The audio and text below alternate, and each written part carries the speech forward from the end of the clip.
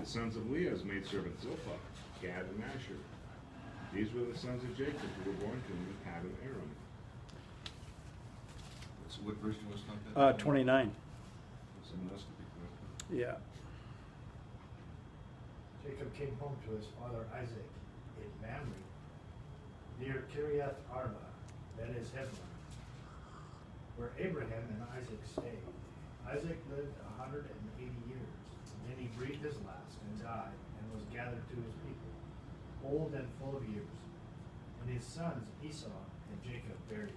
All right, good. Thank you guys for reading that. And were we together? We were together last week. Yes, we were.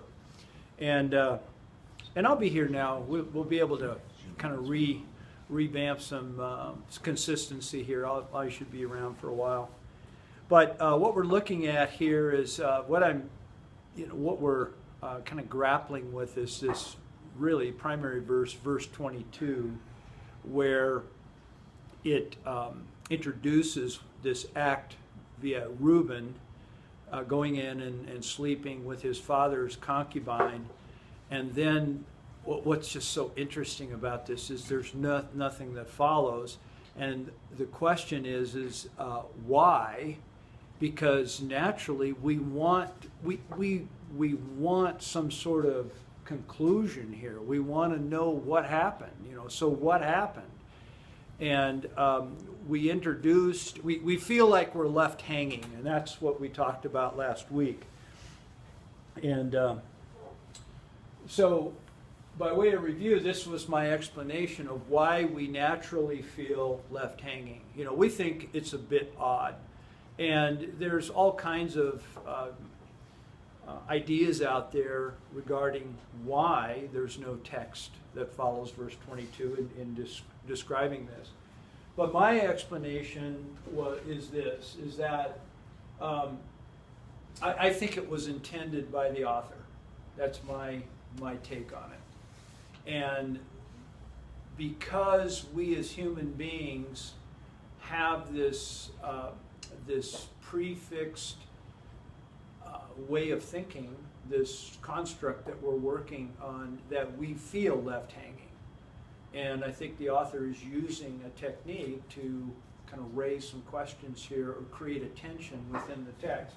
So here's my explanation review, is that we as human beings have a common way, expectation of how life in general should be lived, and it's on an ascending arrow. That now, at this age, we know that that's not true, but we still expect it, and we're always surprised when curveballs happen. We still want our efforts.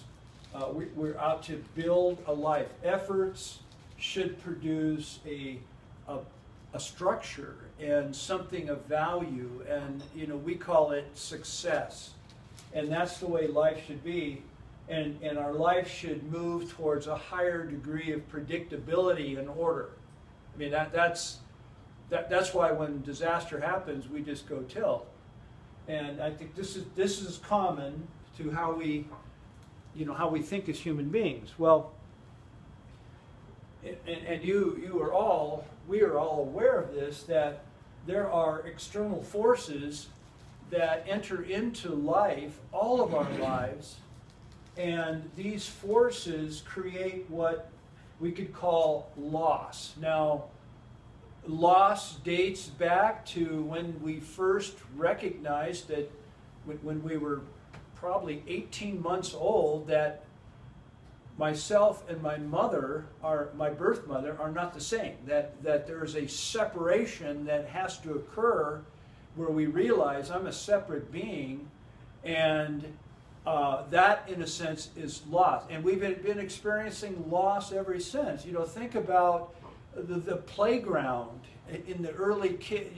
Not being picked last in a game. That's loss. And we've been experiencing degrees of loss our entire life. Well, according to how we think, is that the way we deal with loss is that we need to fix it. we need to return it. And so there's this constant state of tension that it needs to be fixed. Well, that is what is bringing our heads and our hearts and our to this text, is that there's no fixing. Jacob is not fixing this very weird situation that is occurring in verse 22. That's why we feel left hanging. That's my explanation. So I'd like to take this idea and actually kind of develop it a little bit more. And I did that last week, introducing it last week by asking you guys to, at your tables, to understand verse 22. And I asked a question, you know, why is there no text following? And, you know, why is there no commentary, no action, no fixing? And you guys had, you know, just a few minutes to talk about it. I realize that. And so we then gathered together, and I took some notes and put them on the slides. And so there's 4 tables. And the first table responded, well, it's a delayed response. You know, it is so hard for us to just read the text fresh, because we can't, because we know the rest of the story. And so I understand that. And what is true is in verse 49, there is a reference back to this. And I think that has to be in the mix. And so table 1 identified that. Table 2 also identified that. And really, table 2 kind of took the idea even one step further, is, gee, maybe the delay is designed. Maybe it's okay. Maybe the delay, the need that we have in our heads as readers to fix it, maybe we can question that. Maybe it's okay that it was delayed. Is that, at least from God's perspective. Table 3 actually kind of took a different approach and focused in on Reuben's action, the power, the proposed, hey Gene, the proposed power move that Reuben was doing, and I think it was Alan who brought out, like father, like son, which was a really good insight that what was true of Jacob is now, could very well be true of his son, taking a power move to secure that birthright, which was so, actually Reuben had the birthright, and so I think they used the word, the table 3, to prove his birthright. And, you know, that's certainly a possibility. Table 4, I found this really interesting. Table 4, Jacob is demonstrating either trust, on one hand, trust in God, or passivity. We don't know, and I think that's what table 4 was stating, that we don't know yet if it's trusting God or passivity, not wanting to deal with the situation, and leaving that idea in tension for a while, just to find out. But both motives would actually have the same outcome, and that is no needed action at this time. That trust and passivity can look the same, but meaning this holding back, which is so counter to who Jacob was in his, at least in his younger life. Jacob was a man of action. You know, he was a guy, go out and get it. Yes? I think the same thing with David. You know, early in life, man of action, and later on with Absalom, not Absalom, with Rachel's sister Tamar. He just sat back and looked passive, but it also might have been just let's see what happens. Yeah, and we're willing now to hold that idea in tension. You know, maybe the question here, and all of you, well, these guys here brought up maybe delay's not so bad, even though our natural response is, why didn't he do something? Okay, so we're going to hold those ideas in tension. One thought: sometimes the desire to do something is driven one or two ways, and the second way, more than we dare admit, is that people around us expect to do something. Why aren't you going to do something? Yeah. Dad, do Boy, something. that is true. You know, somebody said, well, I guess I got it because everyone expects me to, and if I don't, I'll look bad. Yeah. We've read about that a lot. Yeah, yeah, that's very true. Yeah. I think sometimes too, we hold on to something, knowing that later on it'll happen. We load the gun and wait to shoot it. Yeah. And sometimes we do that with our spouses or whatever, and they're not, something happens and then you're like, okay, I No. got that one Don't right get- here for later on when I need it. Yeah. Don't get mad, get even. There was a little bit of that too. I don't know.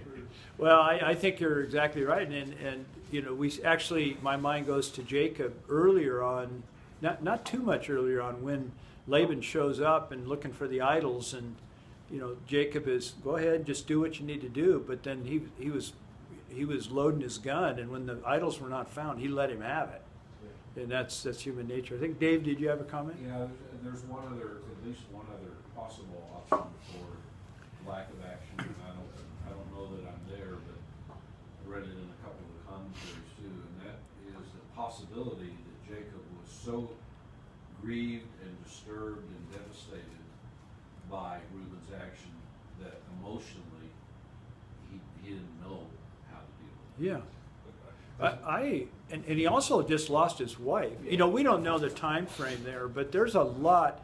Remember, the last several weeks we've been looking at the roller. All these things were occurring. Yes. One other one, though, was possibly passivity was offering grace, because later when the brothers are trying to kill Joseph, Reuben is the one who kept trying to save Joseph. He stepped up.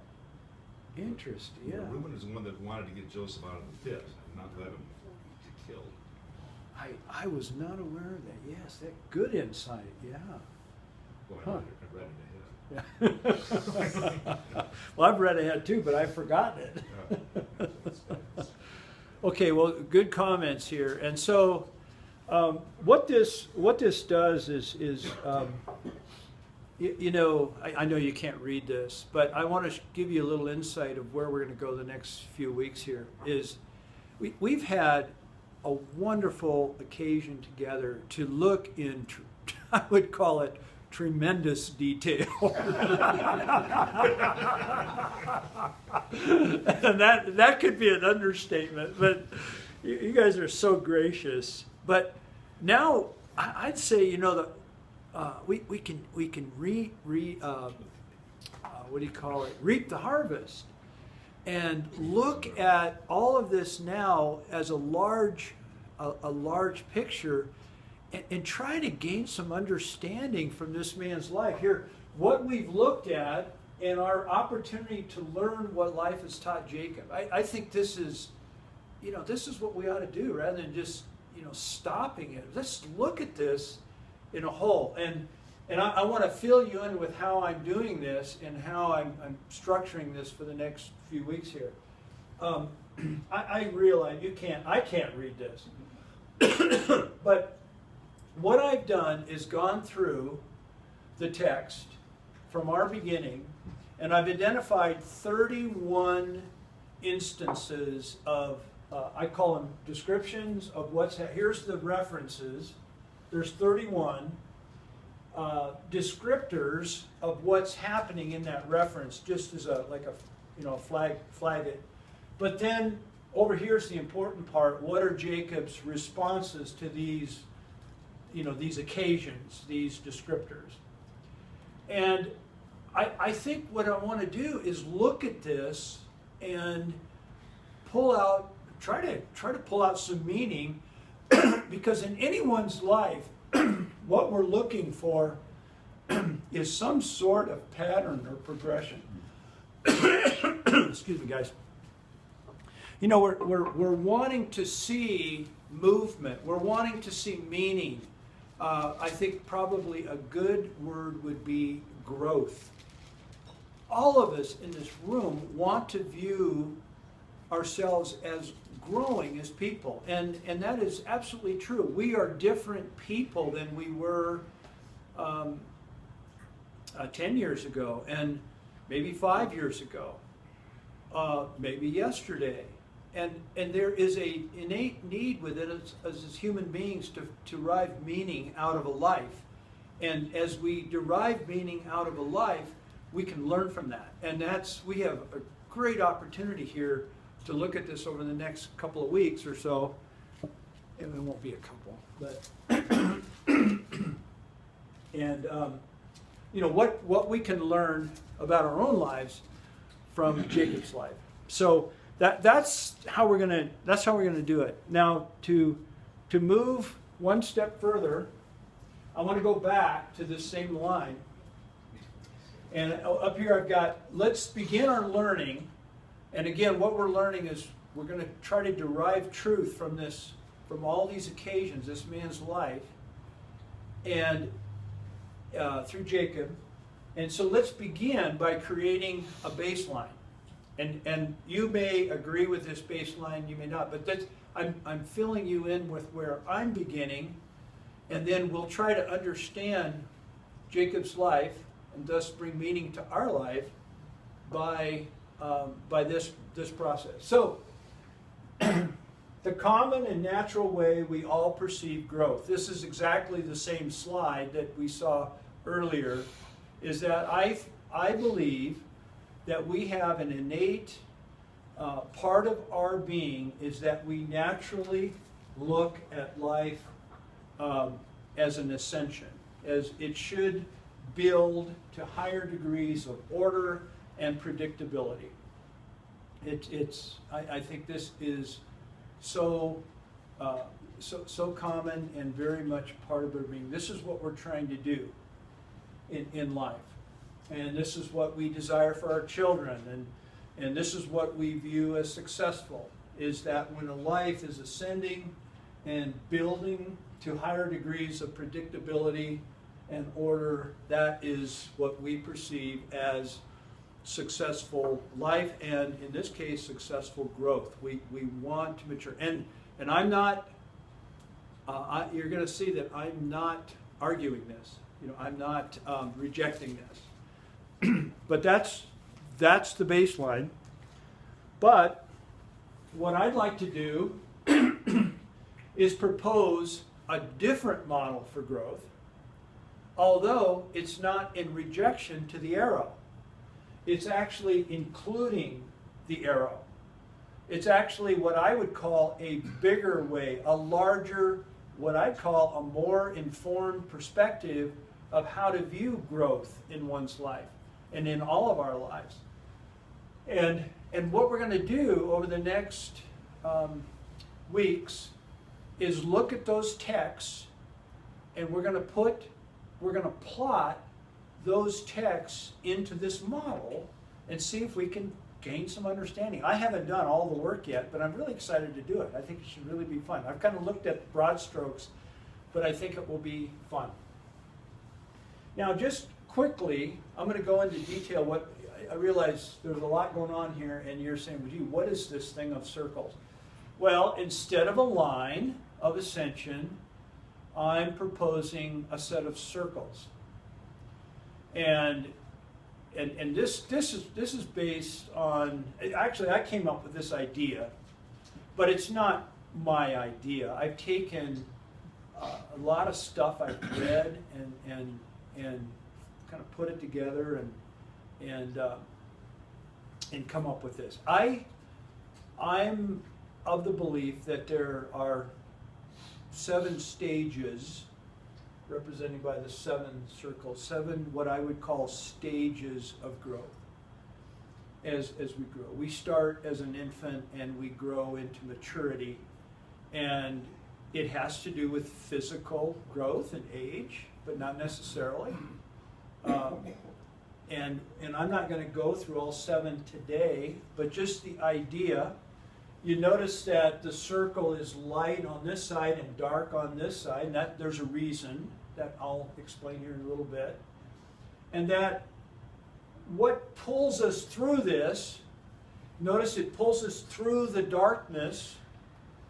The arrow, the direction of growth is in this direction through these stages. We start here, and then we have opportunity to move through here. And by the way, these theories of human growth and so forth, some people say there's 4, some people, I've looked as high as 16. So 7 is not a magic number, but basically they all end up at the same spot. However you slice it, they're all moving in the same direction.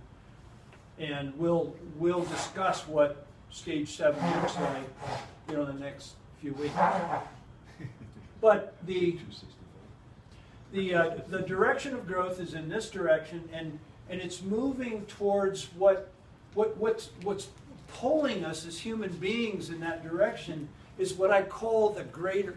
I've coined this the greater pull, and that's the reaching out that we have within us to something bigger, and it's because we're made in the image of God.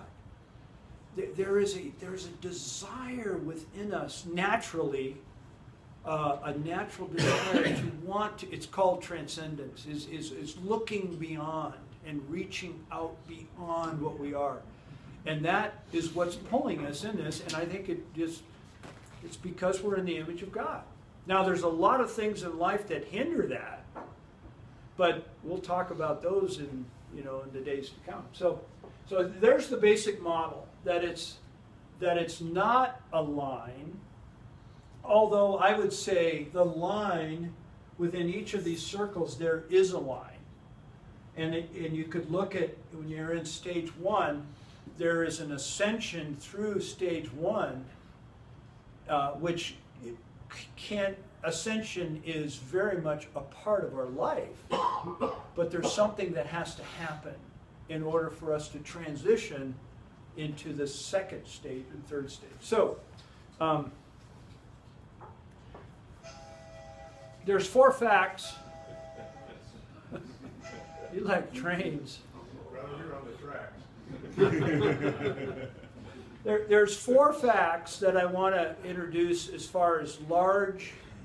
These are my beliefs regarding this model, and they're going to inform us for the days to come as we look at Jacob and kind of look back into his life.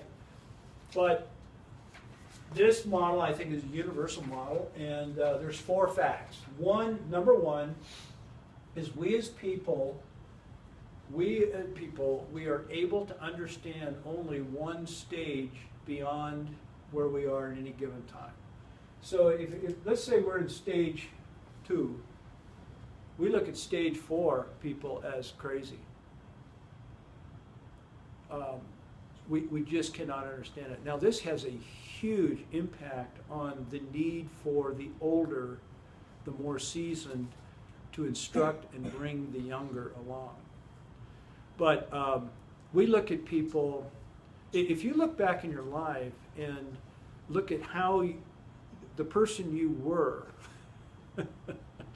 and the person you are now, you probably would say, I would never understand who I am today when I was this young. I would look at myself as, if I could look at myself today through my eyes when I was 20 years old, I would look at myself, I would probably reject myself. I would never embrace the kind of person I've come. Now, maybe that's not true for you, but I think it is. I think I would have thought, where's this guy coming from? Okay, through the eyes of how I was when I was 20. So, and it's just simply because we can only comprehend, and I think even on a good day, one stage. And to just ponder this a little bit, that and higher stages are not better. It's just development, and there's a way we do this. So I'm proposing number 1 is that we can only understand, possibly on a good day, one stage beyond where we are in our stage of growth. Number 2 is, fact number 2, what people don't understand, okay, if we can only understand one stage, what we don't understand, and I kind of introduced this idea a little bit ago, we naturally reject, we ignore, or we fight.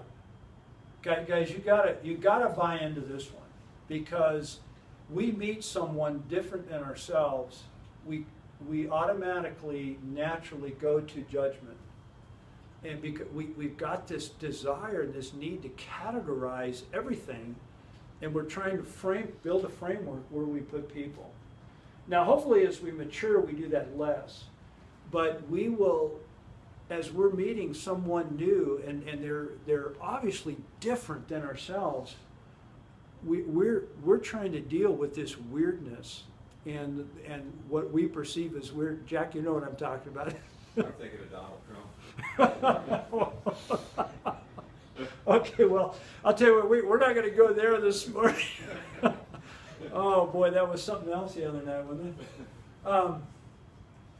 Don't understand, we naturally reject, we ignore, or we fight it. Okay. Thus, if I'm at stage 2 and I see a stage 4, my natural inclination is to reject that person. They're weird. They're crazy. You know, that's our and I think that's just basic to human nature. Okay, number 4 is to move from one stage of growth to the next requires some sort of what I call unknowing or wounding or loss. Herein is the gospel. Except a grain of wheat fall into the ground and die, it abides alone. But if it dies, it bears much fruit. There's a death that has to occur. Thus, the darkness. There's a darkness in whatever stage we are. I've got the circles drawn as light and dark. As we are drawn to something bigger. But in order to get through that, there's got to be a darkness. There's got to be a death. There's got to be a wounding. There's got to be a loss before something bigger can happen. And the gospel of Christ represents that story that is played out every single day. That there is a dissension that has to occur. There is first a natural ascension, and then a descension, and a death. And what always follows death is resurrection. It's something new, a new birth. Thus, and that's where my framework is as far as how growth occurs. There's got to be a death that occurs. We just don't keep getting better. There's a loss that has to happen in order for something new to begin. So that's these are pretty important here. Number 4 is one's current stage of growth, whatever it is always indicated by a forgiveness and an inclusion of the prior stages of growth. And this is a good one, because if we are truly, stage 4, 5, 6, whatever it is, the indicator there is that we can look to the prior stages of growth and we can accept and include and demonstrate forgiveness, not rejection. Now these are, in my mind, very important and very earth-shaking, because they have huge ramifications on how we perceive life, how we perceive others, and so I'm just sharing this with you. These are my beliefs. You may not concur with this, and that's fine. But at least you know how I'm going to be approaching this whole thing. These stages of growth. So, is that a forgiveness of yourself or of others? That's a great question. It could be both. It could be one of the hardest things, Jeff, is to forgive ourselves. Yeah. It's like, man, did I mess up here, and then that just kind of drags us down and doesn't allow us to get to that next level, because we haven't ever gotten past the mistakes we made in the past. So, some of us because of other I think some of us in this room are given to shame. Some of us are given to anger. Some of us are given to fear, and you know, I think those are kind of the big three. And the shame, because a lot of how we're built by God, we just keep beating ourselves up. Yes.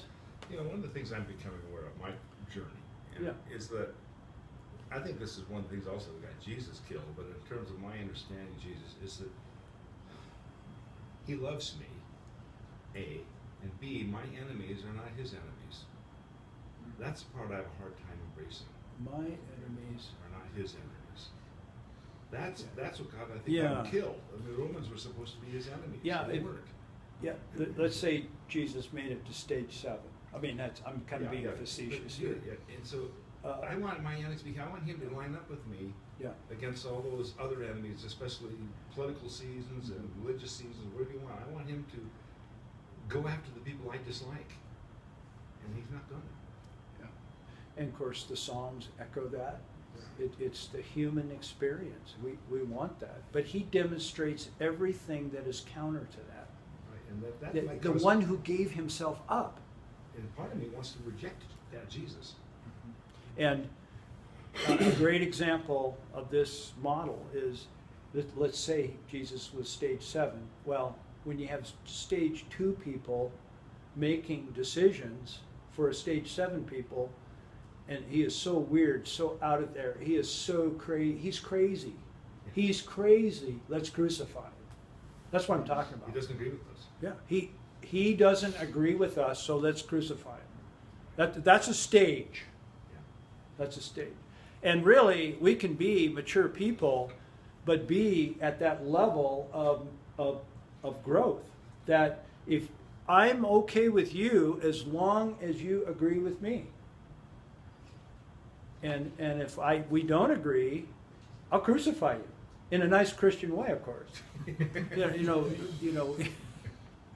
But you know, theologically, that's starting to reform me. Yeah. What I'm thinking. Yeah. And as we've aged, Bill, it's easier for us to start giving over to that. Because we're all of us in this room. We got a lot of questions. Life has dealt out some very wonderful blessings and some difficulties in each of our lives in this room. And what that does is there's a wounding. There's a wounding, and because of that wounding, we're open to looking at things maybe a little bit differently. So that is as far as we're going to go today. We'll pick up next week. And again, what we're going to do with this, you go, God, where's he going? I just want to reiterate. We're going to be looking at Jacob's life, and we're going to be plugging in these occasions. We're not going to look at all 31. So it's not going to be 31 weeks, believe me. At least I don't think so. No, we're not going to do that. Just look at the number up there. The number up there, Mike. Yeah. So 31 weeks is a drop in the bucket. But we're not. I promise we're not going to be doing this for 31 weeks. But we're going to be looking at these instances in Jacob's life and bringing those back up in our discussion and plugging those into these various stages that I will explain as we go through it. We're going to be looking at these. So anyway, have a good rest of your week.